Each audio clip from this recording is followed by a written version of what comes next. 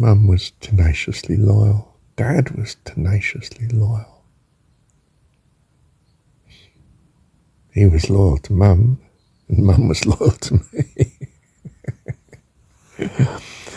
Ah, dear.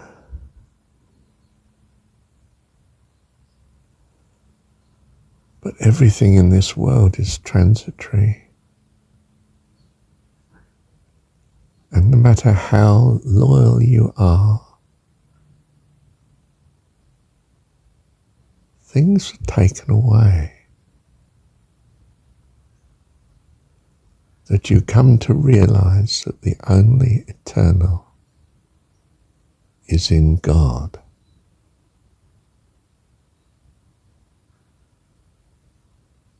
And that you value him above all. And that this gives you his values. And therefore you value all that is created, all that he does, all that he allows. You love him for it.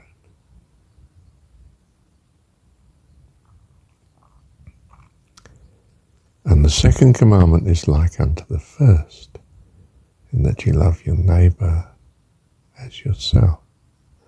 And the neighbour is defined as the one who rescues you from dire distress.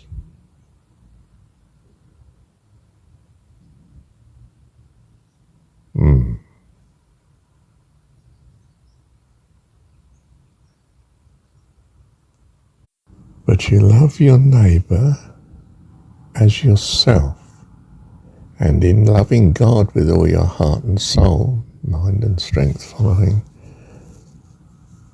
you therefore want others to do so likewise. Not for you to be their eternal friend, but for God to be their eternal friend in their consciousness, not just yours.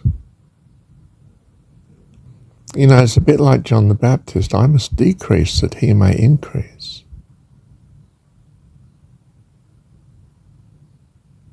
John was not to hang on as the priest to Jesus. We have no priests. Our relationships with God. And you know, Paramahansa's the same. He leaves the Guru. His path is in a completely different part of the world, continent of America. And after I don't know how many years, he goes back and sees his Guru before he dies.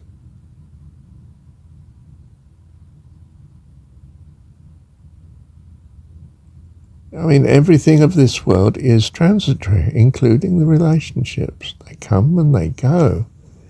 Even the most faithful die on us. And sometimes we cannot be faithful, but for all sorts of reasons we're driven on. Good and bad as we might judge them from our narrow perspective. But our trust is in God. Supposing you are what used to be called the guilty party, you're the one that left. Supposing you're the one that left. Are you to travel with this guilt for the rest of your life and eternity? No way. You're going to trust God that, okay, you were the cause, perhaps not. But it's God that leads. We foolishly think we make these free decisions, but we choose from a very restricted, presented menu that God has us go what he understands to be the best way to heaven, to life eternal. Don't own your mistakes any more than you own your blessings. They are all the gift of God. And they're not mistakes, only from your narrow judgmental perspective. God is all-powerful and all-loving. How much more then in your life is he so? As you being his child, he your dad. Do you think he doesn't know how to be a perfect dad? Well, of course, that would be nonsense, wouldn't it? Of course he knows, and does. So you have no burden. There's no concept of sin or karma or anything like that. You have a love relationship with the ruler of the universe, the creator of all, and the one who's perfect in love. How much more to his children, and therefore you. Bless you. You're a prince. You're a prince of heaven. Princess, if you like. Oh, that's lovely too.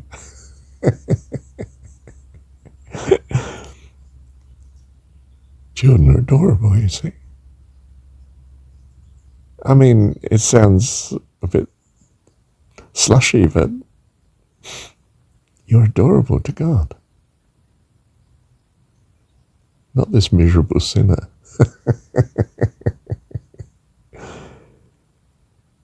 Our parents love us. Bless them. Ideally. If not, Auntie does.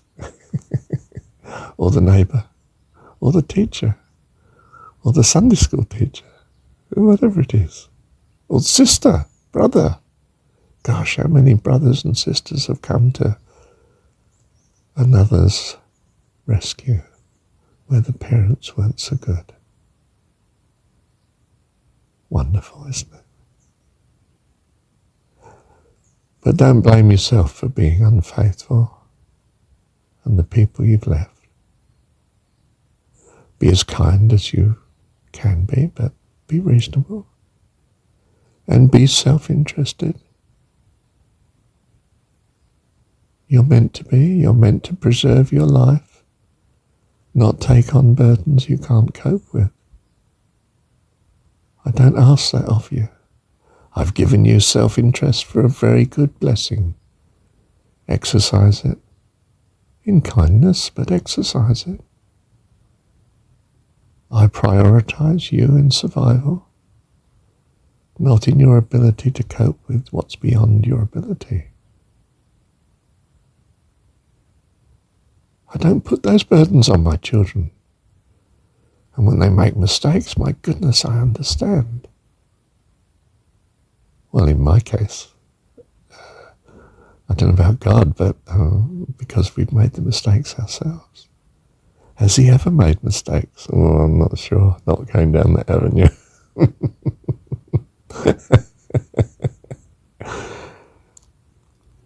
Love you, Heavenly Dad.